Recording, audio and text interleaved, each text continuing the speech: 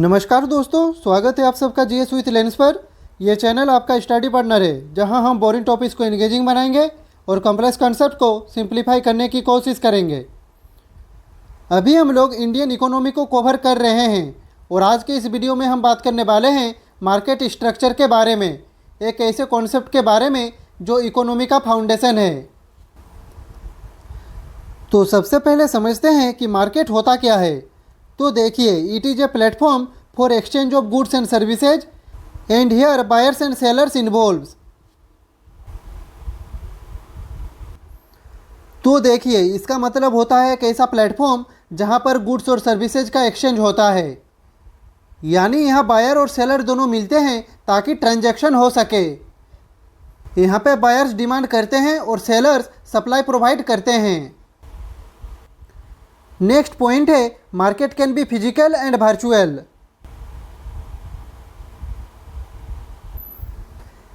यानी कि मार्केट दो तरह का हो सकता है। सबसे पहला है फिजिकल मार्केट, जैसे कि एक रिटेल आउटलेट या मंडी। यहाँ पे लोग फेस टू फेस मिलके चीज़ें खरीदते और बेचते हैं। यहाँ पे दूसरा होता है वर्चुअल मार्केट, इसे हम ऑनलाइन मार्केट भी कहते हैं। यहाँ ट्रांजैक्शन इंटरनेट के थ्रू होता है, जैसे अमेजोन, फ्लिपकार्ट या मीशो जैसे प्लेटफॉर्म्स। तो दोस्तों, ये था मार्केट का बेसिक स्ट्रक्चर। तो चलिए अब चलते हैं नेक्स्ट स्लाइड पे। तो इस स्लाइड में हम डिटेल में समझेंगे मार्केट स्ट्रक्चर, एक ऐसा कॉन्सेप्ट जो हर बिजनेस और इकोनॉमी का कोर पार्ट होता है। यहाँ पे पहला पॉइंट है market structure represents the nature and degree of competition. यानी कि मार्केट स्ट्रक्चर का मतलब होता है किस नेचर का कंपटीशन है और किस लेवल का कंपटीशन एग्जिस्ट करता है मार्केट में। यानी कोई मार्केट हाईली कॉम्पिटिटिव हो सकता है जहां बहुत सारे सेलर्स होते हैं, या फिर मोनोपोलिस्टिक हो सकता है जहां एक ही सेलर डोमिनेट करता है। नेक्स्ट पॉइंट है it applies to product market and factor और सर्विस मार्केट। तो देखिए, मार्केट स्ट्रक्चर सिर्फ एक जगह का कॉन्सेप्ट नहीं है, ये दो मेजर मार्केट्स पे अप्लाई होता है। यहाँ पे पहला है प्रोडक्ट मार्केट। यहाँ पे फाइनल गुड्स एंड कमोडिटीज बिकते हैं, जैसे सोप्स, क्लोथ्स और मोबाइल फ़ोन्स, यानी जो चीज़ें हम डायरेक्टली यूज करते हैं। यहाँ पे नेक्स्ट है फैक्टर मार्केट। यहाँ पे वो इनपुट्स बिकते हैं जो गुड्स बनाने के काम आते हैं, जैसे लेबर, लैंड, कैपिटल और मशीनरी। अब समझते हैं कि मार्केट स्ट्रक्चर को डिफाइन करने वाले फैक्टर्स कौन से हैं। यहाँ पे सबसे पहला फैक्टर है number of buyers and sellers. तो देखिए, ये डिटरमाइन करता है कि मार्केट में कितने लोग गुड्स बेच रहे हैं और कितने खरीद रहे हैं। अगर बहुत सारे सेलर्स होते हैं तो कंपटीशन ज़्यादा होता है, जैसे वेजिटेबल मार्केट। लेकिन अगर सिर्फ एक या दो सेलर्स होते हैं तो वो मार्केट पे कंट्रोल रखते हैं, जैसे मोनोपोली या डुओपोली। यहाँ पे नेक्स्ट फैक्टर है टाइप ऑफ प्रोडक्ट। ये फैक्टर बताता है कि मार्केट में जो प्रोडक्ट मिल रहा है वो होमोजीनियस है या डिफरेंशिएटेड। यहाँ पे होमोजीनियस का मतलब है हर सेलर का प्रोडक्ट ऑलमोस्ट सेम होना, जैसे व्हीट, शुगर या फिर पेट्रोल। जबकि डिफरेंशिएटेड प्रोडक्ट का मतलब है हर ब्रांड थोड़ा अलग वैल्यू प्रोवाइड करता है, जैसे मोबाइल फ़ोन्स या शैम्पू, जहां पैकेजिंग, फ्रेग्रेंस, फीचर्स सब अलग होते हैं। यहाँ पे नेक्स्ट फैक्टर है एंट्री एंड एग्जिट बैरियर्स। तो देखिए, ये फैक्टर चेक करता है कि क्या नए बिजनेसेस इजीली मार्केट में घुस सकते हैं या नहीं। अगर एंट्री इजी है तो नए प्लेयर्स आके कंपटीशन बढ़ा देते हैं, जैसे स्ट्रीट फूड मार्केट। लेकिन अगर एंट्री डिफ़िकल्ट है, जैसे हैवी लाइसेंस, ह्यूज इन्वेस्टमेंट या गवर्नमेंट रेस्ट्रिक्शंस हो, तो मार्केट में सिर्फ कुछ ही फर्म्स टिक पाते हैं। वैसे ही अगर एग्जिट करना भी मुश्किल हो, जैसे संक कॉस्ट हाई हो, तो बिजनेस लॉस होने के बावजूद मार्केट से निकल नहीं पाते। यहाँ पे नेक्स्ट फैक्टर है कंट्रोल ओवर प्राइस। तो सबसे इम्पोर्टेंट चीज़ है प्राइस पर कंट्रोल किसका है। परफेक्टली कॉम्पिटिटिव मार्केट में प्राइस डिमांड सप्लाई से डिसाइड होता है और सेलर का कोई कंट्रोल नहीं होता। लेकिन मोनोपोली या ओलिगोपोली मार्केट में सेलर्स प्राइस पर कंट्रोल रखते हैं। वो अपने प्रोडक्ट का प्राइस खुद फिक्स कर सकते हैं क्योंकि उनके पास कोई मेजर कॉम्पिटिटर नहीं होता। तो दोस्तों ये थे मेजर फैक्टर्स जो मार्केट स्ट्रक्चर को डिफाइन करते हैं। इन पॉइंट्स को समझना हर स्टूडेंट, एंटरप्रेन्योर और कंज्यूमर के लिए ज़रूरी है। तो चलिए अब चलते हैं नेक्स्ट स्लाइड पे। तो अब हम डिस्कस करने वाले हैं टाइप्स ऑफ मार्केट स्ट्रक्चर्स के बारे में। तो देखिए हर मार्केट अलग होती है। कहीं बायर्स के पास बहुत सारे ऑप्शंस होते हैं तो कहीं सिर्फ एक ही सेलर होता है जो पूरा मार्केट कंट्रोल करता है। मार्केट में कंपटीशन का नेचर, सेलर्स की प्राइसिंग पावर और प्रोडक्ट्स का टाइप, ये सब डिसाइड करता है कि उस मार्केट का स्ट्रक्चर क्या है। इसी वजह से इकोनॉमिस्ट ने मार्केट्स को कुछ टाइप्स में डिवाइड किया है जिसे हम कहते हैं टाइप्स ऑफ मार्केट स्ट्रक्चर। ये टाइप्स हेल्प करते हैं समझने में कि किसी मार्केट में बिजनेस कैसे ऑपरेट करता है और कस्टमर और सेलर के बीच का रिलेशन कैसा होता है। तो चलिए हर एक टाइप को समझते हैं।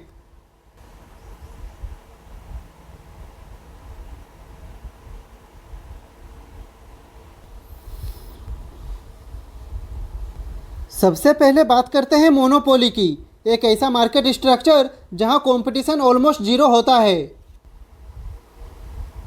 तो देखिए it means when a single seller dominates the market.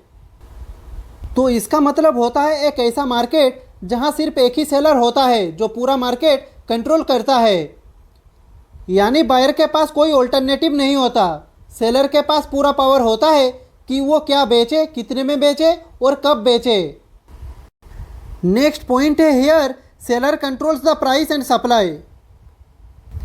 यानी कि इस टाइप के मार्केट में सेलर प्राइस और सप्लाई दोनों को कंट्रोल करता है। अगर वो चाहे तो प्राइस बढ़ा दे या कम कर दे क्योंकि उसका कोई कॉम्पिटिटर नहीं होता। सप्लाई को भी मैनेज करने का पूरा कंट्रोल उसके पास होता है। नेक्स्ट पॉइंट है हाई बैरियर्स टू एंट्री। तो देखिए मोनोपोली मार्केट में बैरियर्स टू एंट्री काफ़ी हाई होते हैं। यानी नए बिजनेसेस के लिए मार्केट में घुसना मुश्किल होता है। कभी कभी ये बैरियर्स लीगल होते हैं जैसे लाइसेंस रेस्ट्रिक्शंस, और कभी कभी ह्यूज इन्वेस्टमेंट या टेक्नोलॉजी का गैप भी रीजन होता है। यहाँ पे नेक्स्ट पॉइंट में हम कुछ रियल लाइफ एग्जांपल से मोनोपोली को और अच्छे से समझेंगे। यहाँ पे पहला एग्जांपल है इंडियन रेलवेज। तो देखिए भारत में पैसेंजर रेल ट्रांसपोर्ट का पूरा सिस्टम सिर्फ इंडियन रेलवेज के पास है। आप किसी और प्राइवेट कंपनी से ट्रेन टिकट नहीं ले सकते। यानी ये एक नेचुरल मोनोपोली है जहां इंफ्रास्ट्रक्चर इतना बड़ा है कि दूसरी कंपनी का आना मुश्किल हो जाता है। नेक्स्ट है गूगल। तो देखिए जब भी हमें कुछ सर्च करना होता है हम गूगल ही ओपन करते हैं क्योंकि उसका शेयर 90% से भी ज़्यादा है। यानी प्रैक्टिकली उसका कोई स्ट्रॉन्ग कॉम्पिटिटर नहीं है। इस तरह से सर्च इंजन स्पेस में वो डोमिनेंट प्लेयर है, एक तरह की टेक मोनोपोली। इसका नेक्स्ट एग्जांपल है माइक्रोसॉफ्ट विंडोज। तो देखिए एक समय था जब मैक्सिमम कंप्यूटर्स विंडोज ओएस पर ही चलते थे। लोगों के पास कोई दूसरा पॉपुलर ऑप्शन नहीं था, इसलिए विंडोज का मार्केट पे ऑलमोस्ट मोनोपोली जैसा कंट्रोल था। तो दोस्तों ये था मोनोपोली मार्केट स्ट्रक्चर का सिंपल और क्लियर ब्रेकडाउन। तो चलिए अब चलते हैं नेक्स्ट टाइप पे।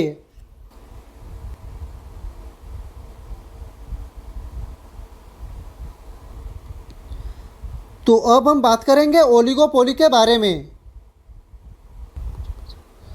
तो देखिए ये मार्केट ना तो मोनोपोली जैसा होता है और ना ही परफेक्ट कंपटीशन जैसा, बल्कि कुछ बीच का कॉम्बिनेशन होता है। यहाँ पे पहला पॉइंट कहता है कि ओलिगोपोली में सिर्फ कुछ ही बड़े फर्म्स मार्केट को डोमिनेट करते हैं। यानी कि बायर्स के पास लिमिटेड चॉइसेज होती है और मार्केट में 4-5 मेजर प्लेयर्स होते हैं जो अपना इन्फ्लुएंस बनाए रखते हैं। नेक्स्ट पॉइंट है फर्म्स आर इंटरडिपेंडेंट। तो इस मार्केट का एक खास फीचर होता है फर्म्स का एक दूसरे पर डिपेंडेंट होना। अगर एक कंपनी अपने प्राइस या प्रोडक्ट में कोई बड़ा चेंज करती है तो बाकी फर्म्स को भी रिएक्ट करना पड़ता है। यानी यहाँ पे हर फर्म दूसरी फर्म्स के डिसीजंस का क्लोजली एनालिसिस करती है। नेक्स्ट पॉइंट है इन ओलिगोपोली कंपटीशन एंड कल्यूजन में ओकर। तो इस टाइप में हमें कंपटीशन भी देखने को मिलता है, लेकिन कभी कभी कॉल्यूजन भी होता है। कॉल्यूजन का मतलब है जब फर्म्स मिलकर प्राइसेज फिक्स करते हैं या मार्केट शेयर डिसाइड करते हैं, जो कि इलीगल भी हो सकता है। लेकिन यहाँ पे ओपन कंपटीशन भी होता है, जैसे एडवर्टाइजमेंट वर्स, डिस्काउंट्स, ईटीसी। तो चलिए अब देखते हैं इसके कुछ मेजर एग्जांपल्स। यहाँ पे पहला एग्जांपल है एयरलाइन इंडस्ट्री। तो देखिए ये एक क्लासिक ओलिगोपोली है, जहाँ थोड़े ही मेजर एयरलाइंस पूरा मार्केट शेयर कंट्रोल करते हैं। वैसे ही ऑटोमोबाइल सेक्टर में आपको कुछ ही बड़ी कंपनीज मिलेगी, जैसे मारुति, टाटा, ईटीसी। और केबल टीवी प्रोवाइडर्स भी मोस्टली लिमिटेड प्लेयर्स के हाथ में होती है, स्पेशली सिटीज़ में। तो दोस्तों ये था ओलिगोपोली मार्केट स्ट्रक्चर का बेसिक अंडरस्टैंडिंग। तो चलिए अब चलते हैं नेक्स्ट टाइप पे।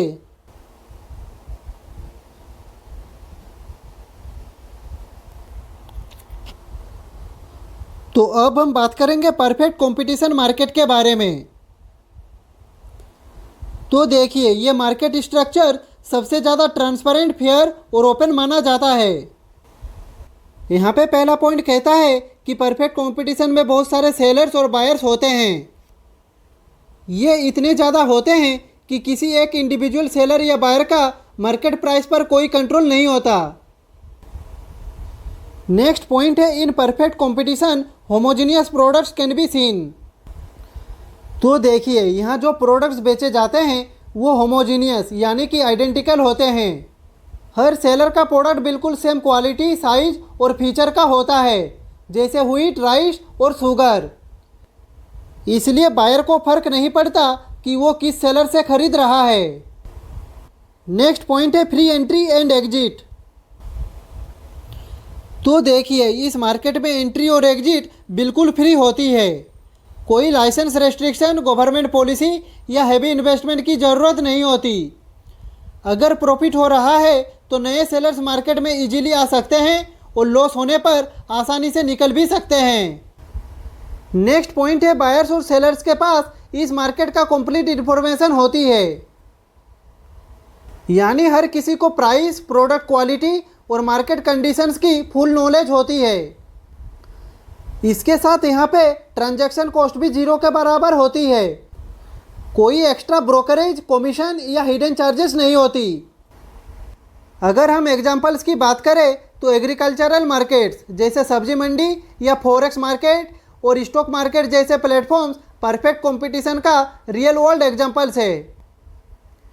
ये इसलिए क्योंकि इसमें ट्रांसपेरेंसी, प्राइस यूनिफॉर्मिटी और लार्ज नंबर ऑफ पार्टिसिपेंट्स होते हैं। तो दोस्तों ये था परफेक्ट कंपटीशन का एक क्लियर एक्सप्लेनेशन। तो चलिए अब चलते हैं नेक्स्ट टाइप पे।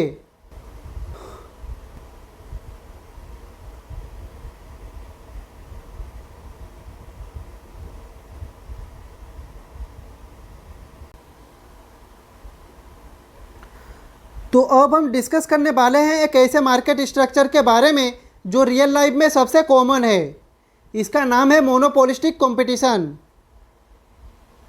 ये मार्केट परफेक्ट कंपटीशन और मोनोपोली का मिक्सचर होता है।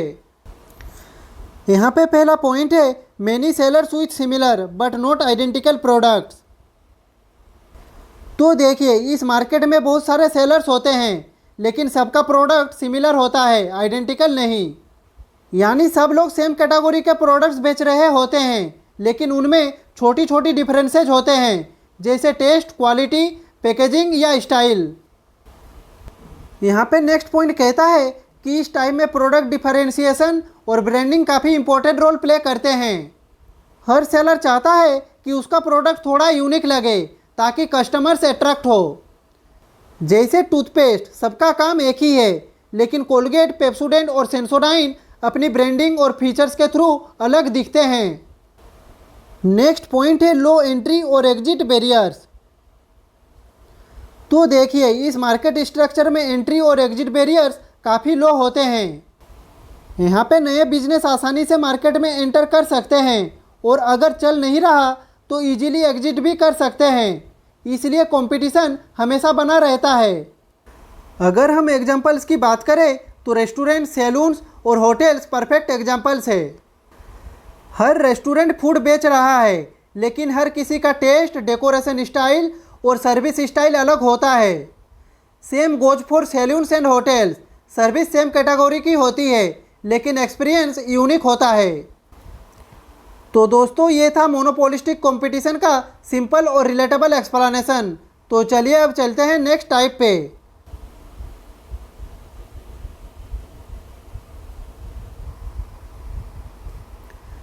तो अब हम बात करने वाले हैं एक ऐसे मार्केट स्ट्रक्चर के बारे में जो थोड़ा अनकॉमन है लेकिन बहुत पावरफुल होता है, और इसका नाम है मोनोपोली।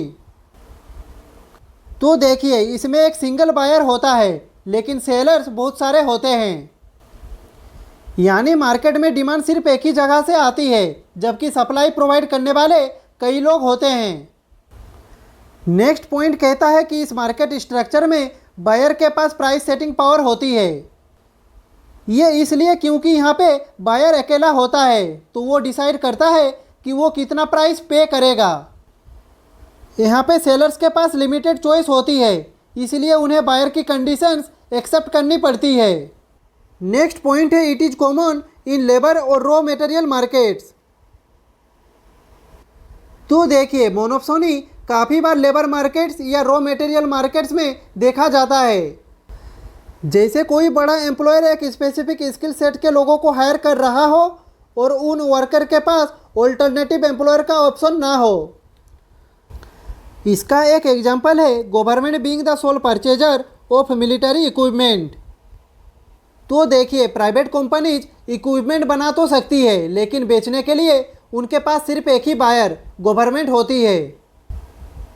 ये कॉन्सेप्ट उतना कॉमन नहीं है जितना मोनोपोली या ओलिगोपोली, लेकिन जहाँ भी होता है वहाँ बायर काफ़ी पावरफुल पोजीशन में होता है। तो चलिए अब चलते हैं नेक्स्ट टाइप पे।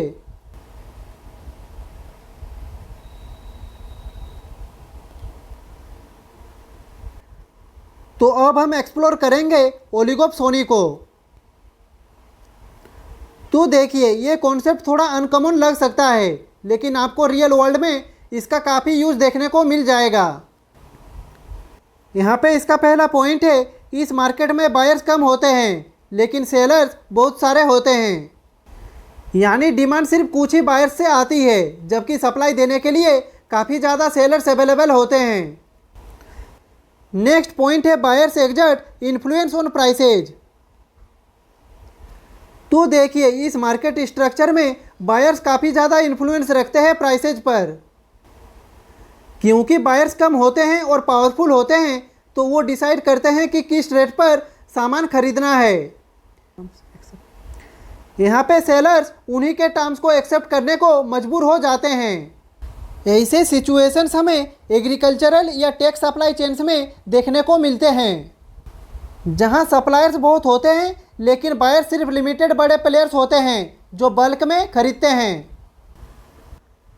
अगर एग्जांपल की बात करें तो big chocolate companies buying cocoa from many small farmers.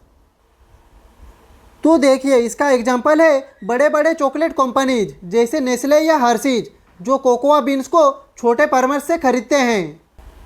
इस केस में फार्मर्स तो हज़ारों होते हैं लेकिन बायर्स सिर्फ कुछ बड़ी कंपनीज, इसलिए इस केस में बायर्स प्राइस डिक्टेट कर लेते हैं।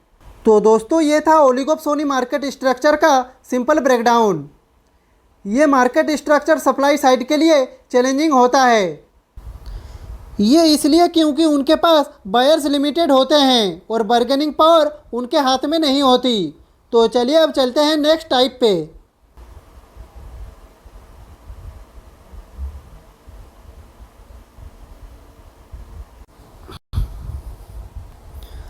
तो अब हम बात करने वाले हैं नेचुरल मोनोपोली के बारे में। तो देखिए, ये मार्केट स्ट्रक्चर नेचुरली बनता है, कोई ज़बरदस्ती या लॉ के फोर्स से नहीं। ये तब होता है जब किसी बिजनेस में फिक्स्ड कॉस्ट इतनी ज़्यादा होती है कि एक ही प्रोवाइडर का होना ज़्यादा एफिशिएंट होता है। यानी अगर मल्टीपल कंपनीज आएंगी तो डुप्लीकेशन ऑफ कॉस्ट और इंफ्रास्ट्रक्चर का नुकसान होगा।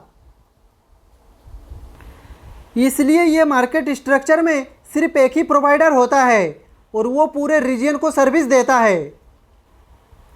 लॉजिकली भी देखें तो हर एरिया में अलग अलग इलेक्ट्रिसिटी या वाटर पाइपलाइन सिस्टम बनाना इनएफिशिएंट और एक्सपेंसिव होता।